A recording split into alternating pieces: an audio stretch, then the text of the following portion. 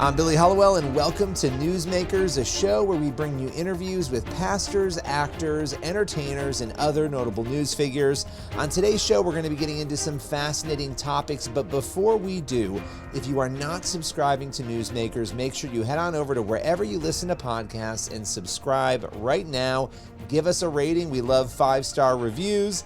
This is a show where you're going to dive deep into important issues with amazing people. With no further ado, here is today's show. On today's Newsmakers, we're joined by Pastor Jentezen Franklin, who talks all about his meeting with Netanyahu. He also dives into Trump's claims about Gaza, the plans moving forward, and why Christians, in his view, should always support Israel. With no further ado, here is Jentezen Franklin.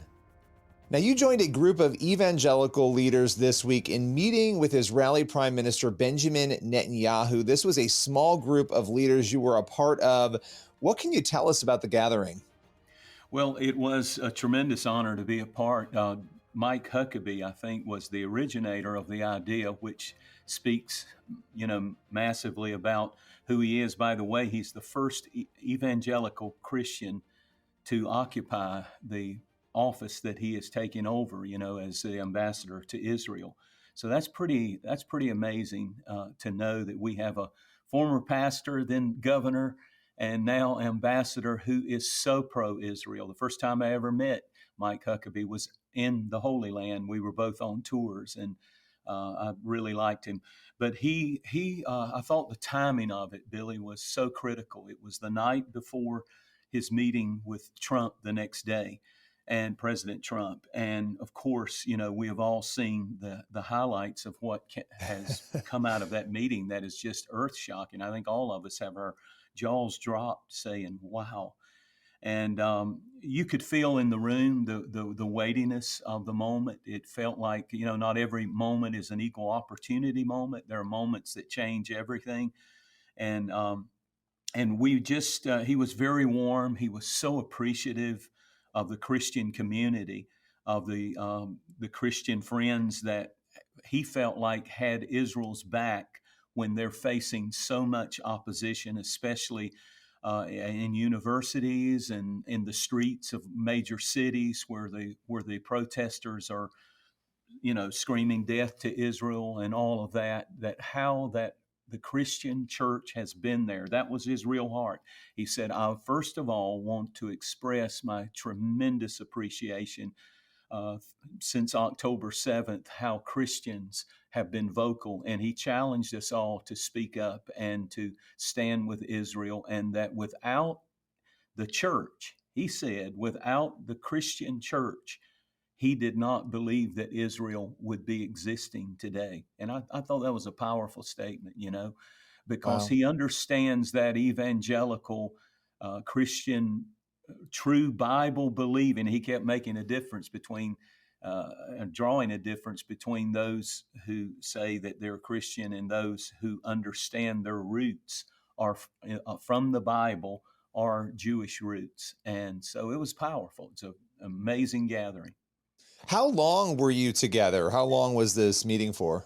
It went for about an hour, actually over an hour, about an hour and 15 minutes. And it started off with Mike Huckabee just welcoming the prime minister and telling him, that his intent was that he would feel the love and support of the Christian community. And I know that CBN and people like you have been there for decades. When I think about CBN and even its founding days with Pat and now, of course, his son and the whole team there that continue to be so pro-Israel. And his heart was like to say to you kind of people who watch CBN and support Israel so greatly through the ministries of CBN, thank you, thank you, thank you. And it was warmly received. The United Nations ambassador was there also for Israel. The Israeli ambassador, to Washington and to America was there. So he had his whole highest team there at the table. And it was a warm feeling of appreciation and gratitude on both sides. As you were in this meeting, a lot of people have questions, right? So you were there, and I want you to answer this because the biggest question, of course, for people who don't understand the relationship between Christians and Israel and Christians and Jewish people, those on the outside, they'll say, well, why? And even some people in the church, right, especially younger Christians, they have questions of, well, why should evangelicals support Israel? Why should we be at a meeting with Netanyahu? Explain why for those who don't understand. Well, it's a great question, and it's one that every Christian needs to understand. It's so critical that Christians be educated in our spiritual roots. The Apostle Paul put it like this. He said, Can can the limb that is producing fruit say to the roots, I have no need of you? And then he likened and he asked the question, has God cast Israel away now that Messiah has come? Has God done away with the Jewish people? And should we just cut them off and say that's another faith that has nothing to do with us, so we're not interested? And Paul said, certainly not. He said, if you want to continue to produce fruit and be the branch that is reaching out to the world with the good news, you must stay connected to the roots. And what are the roots? The roots are the Jewish people. The Bible is a Bible that was, every author in it was a Jew. The law of Moses was the Jewish faith. Everything that is new covenant has a base and has a type and shadow in the old covenant. You cannot separate the two. And of course, in Genesis 12 and verse 3, God said, and this is forever. This is a Bible principle and eternal law. I will bless those that bless Israel, and I will curse those that curse Israel. Not just the land of Israel. We don't just love the Holy Land, the land of Israel, where Jesus walked, talked, lived, was born, and died and rose again. We love that land, but we are called to love the people of Israel, because ultimately, and here's maybe the most powerful verse that any Christian can memorize when asked this question, John 4 and verse 22. Jesus himself said, salvation is of the Jews, meaning I would not be here, Jesus the Messiah, if it were not for the Jewish race and that tribe out of one of the tribes that God himself chose, the tribe of Judah, that Messiah would come. And Jesus said that in your Bible.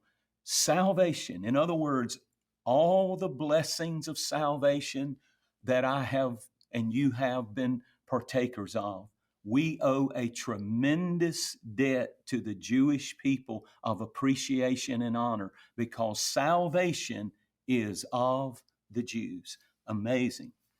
It is. And, a lot of this is understanding the connection between the Old and the New Testament. I think a lot of people, a lot of Christians, they like to focus on the new, and they don't necessarily always do the work of understanding the Old. And you can't understand one without the other. So it's incredibly important. And one of the things with this meeting, and you were there, so this is speculation in media, people who have spoken out in media who might have been there, was that young evangelicals were not really present in this meeting. I don't know if that's true, but I'd love you to clarify. But before you do, Netanyahu has apparently talked about, and maybe even during the meeting, the fact that young people in America, when you look at the polling, young evangelicals are less supportive of Israel. And there are lots of other troubling metrics, but that's the biggest one here. So can you reflect a little bit on that issue of the young evangelicals and what you think is even driving that decrease in interest in Israel? Well, it's a great question. And the people that were there were people like Franklin Graham, and you had John Hagee, you had others, elders of the faith. And so that raises several points. Number one, I would say to the young preachers out there, to the young men and women of God who are the new leaders, the new wave of leaders. And we're seeing more and more of my generation of pastors beginning to pass the reins off to other younger pastors. And my word to you would be, do what I did, get in the game. Get in the game and stand up for Israel and begin to teach your church to stand with Israel at all times. We don't condone everything they do and say, just like I don't in my own nation, but I am an American to my core, and we should stand hand in hand. When it's all said and done, we need a new generation that is rising up. And it's so interesting you asked that question, because he had 2 points that he wanted to make, 2 points. And one was that he was so thankful to the Christian community for standing with Israel through the war since October the 7th. The other big point that the prime minister wanted to challenge us in is, how do we raise up a new generation? He even had some points that he made. He said one of the things that he wanted to do was begin to have a Bible study online and even have it available through his office. This is phenomenal to me. And he said, I want to invite young pastors from America to do Bible studies on my website that are connected the Old Testament, and teach people why we need each other, why Christians and Jews and why Israel and even Americans should stay and stand together. And I thought that was brilliant. He said, I want to invite them to teach, messages of unity and love and faith, and respecting each religion and not going over too far trying to evangelize one another or anything like that, but just come and let us reason together. And he wants that younger voice. And it's interesting you said that, because how these meetings go is you go in and you sit on one side and you face the other people. And I mean, it's just like we're doing right here, right now. And he talked it for a little bit, and then Mike Huckabee opened it up for discussion. And so one by one, every person gets an opportunity to say anything. And one of the things on my heart is the very thing you're saying. I believe, and I told him that one of the things that we were doing as a ministry was partnering with the Jewish National Fund to begin to bring thousands of young people to Israel. I believe, Billy, that if we can get young people to Israel, maybe their senior year of high school, or right before they go off to university, instead of going to the beach and getting wasted, let's send them to the Holy Land. Let's pay for a trip. Let's let them four-wheel in the Golan Heights. Let's let them kayak down the Jordan River. Let's baptize them. Let's take them to Calvary and have communion at the Garden Tomb. Solidify their faith. And then when they see the news stories and the lies and the protests on the campuses where they go to school, their stance will be, that's not true. I know those people. I know, I've been there. I've seen that. And we believe that is the answer. And I told that to the prime minister, and man, he lit up.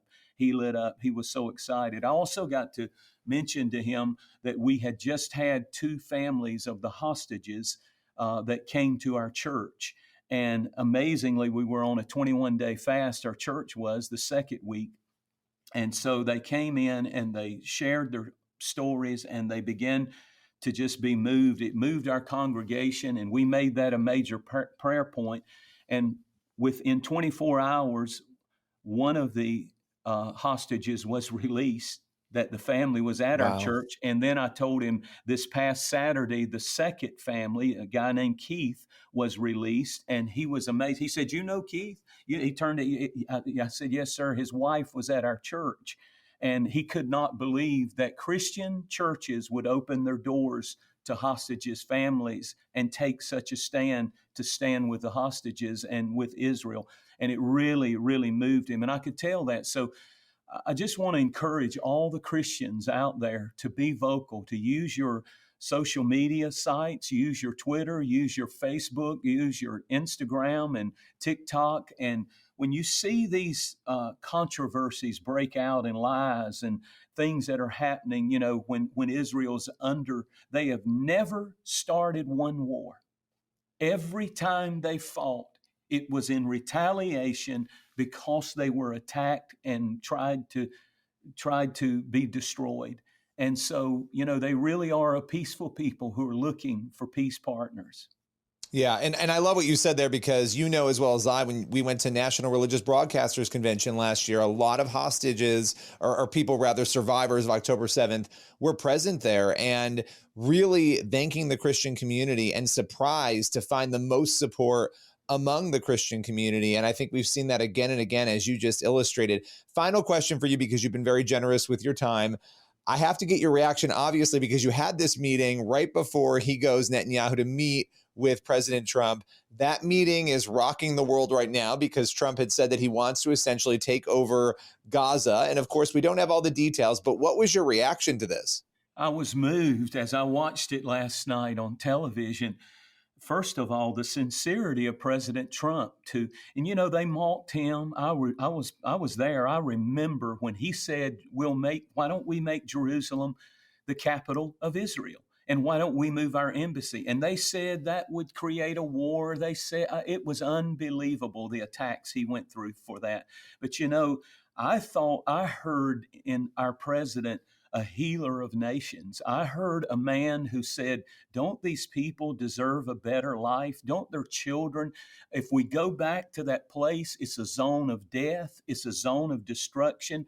And he challenged Jordan, he challenged Saudi Arabia to step up and embrace your people and your faith, and have a place where they can practice their faith and have beautiful homes and beautiful communities. Everybody deserves that.